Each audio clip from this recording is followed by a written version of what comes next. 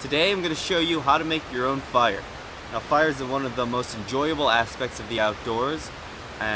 Making one, being responsible for one are all very important tenets of a lifestyle or even a weekend. Maybe you've never done it before and you want to. It's pretty fun, it's pretty easy. There's really nothing too complicated about it. I'm going to walk you through it. So you have a couple main aspects of fire making. The first is that you have to gather your supplies. So it's always important to gather enough materials so that you have enough to make the fires. And this prevents you from running around the forest, trying to find sticks while your fire's dying in front of you. So it's very important to have kindling and tinder. So I prefer to use real small, lightweight material as tinder. This is going to be the first fuel that you're going to put on the fire. It's what's going to spark the rest of it. A lot of people use dry grass. Being up in the Northeast Kingdom, I'm blessed to have paper birch all around me.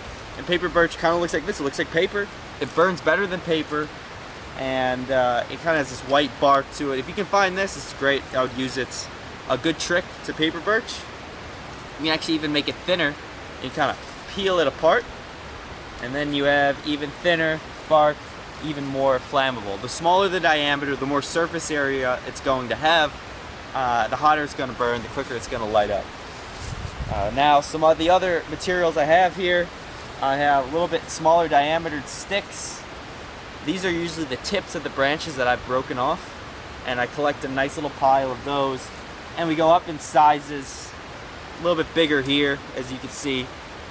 These are kind of the mid-section of sticks. Make sure they're always the driest material. After a rainstorm, don't get it off the ground. There's broken tree branches hanging off trees, break those into smaller ones. They're going to be drier if they've been in the air. They're going to be even drier if they've been sitting in the sun all day. And then of course we'll make our way up another size, and then this is going to be the largest size I use today. Okay, so lighting your fire. I like to use a lighter. It's the quickest, easiest way to do it. You can use sticks, matches, however you choose. If this is your first time, might as well use a lighter. They are ubiquitous, they're everywhere, every country sells them. And you're guaranteed to find one in the woods that somebody discarded. So, yeah, that's what I like to use. So first, we're gonna take the lightest weight material, and we're going to combust it.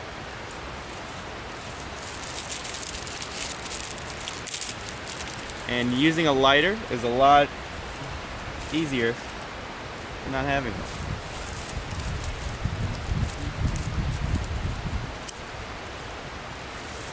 You see how quick that paper birch goes up? It's amazing. Burns really, really hot. And that's why it's everyone's favorite fire starter out here in the woods.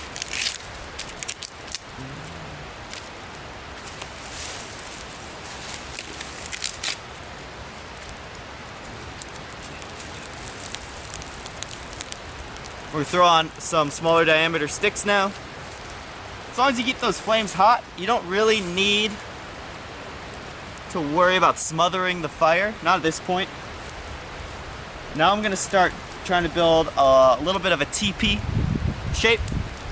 A teepee shape fire burns faster when it's going uphill. This is gonna keep the fire hot, keep it going. There it is. Now the flames are really, really large right now because of the paper birch, but they will get a little bit smaller once this bigger stuff starts to get lit. See, not really a whole lot to it.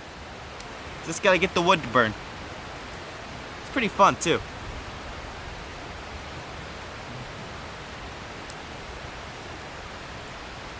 You gotta get this bigger stuff going. It's already starting to smoke. That's good.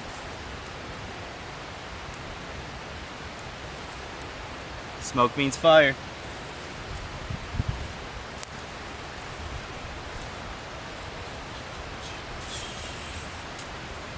And this is why it's so important to have so much fuel next to you. And look how easy this is now. The more prep work you put in, the quicker your fire is gonna go up. I really don't want it to get much bigger than this because I'm just doing this for a demonstration and I don't want it to get out of control. So we're gonna let this burn for a little bit.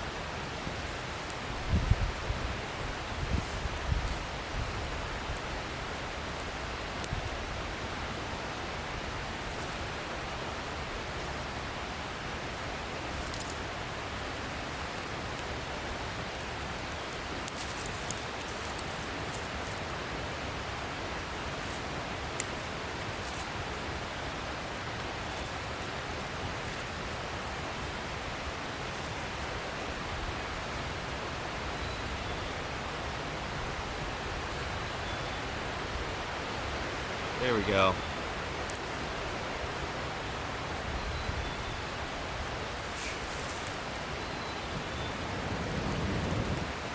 Sometimes blowing on the fire will revive it and give it enough heat to start lighting these larger branches and sticks.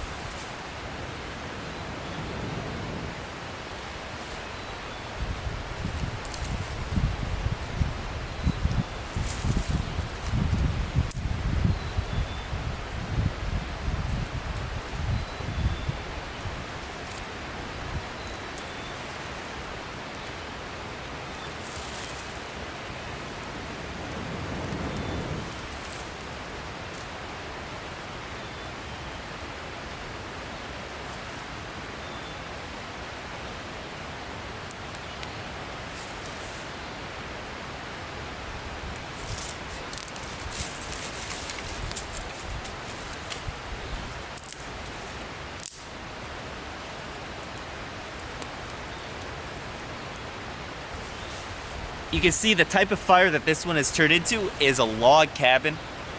I lay a couple sticks perpendicular to the upper layer, and this kind of allows the fire to burn evenly. This is great for cooking.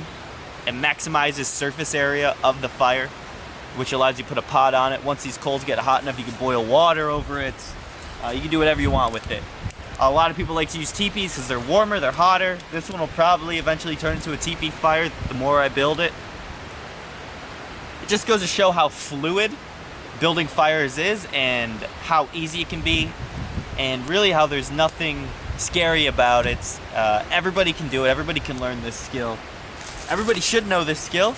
You never know when you're gonna need a fire. Up here in Vermont, this is how we heat our homes. Maybe one day if you move up to a cold environment, you'll be able to play with fire. So there you have it. That's a self-sustaining fire. I could add some more logs to keep it going. There's plenty of coals now that I'm not worried about it going out. It's a pretty easy process. You don't have to be worried about fires if you've never done it before. There's a lot of room for error. There's a lot of room for learning. And there's a lot of creativity that you can use when you build your own fire. Get out there, enjoy the outdoors, build yourself a little fire, have some fun.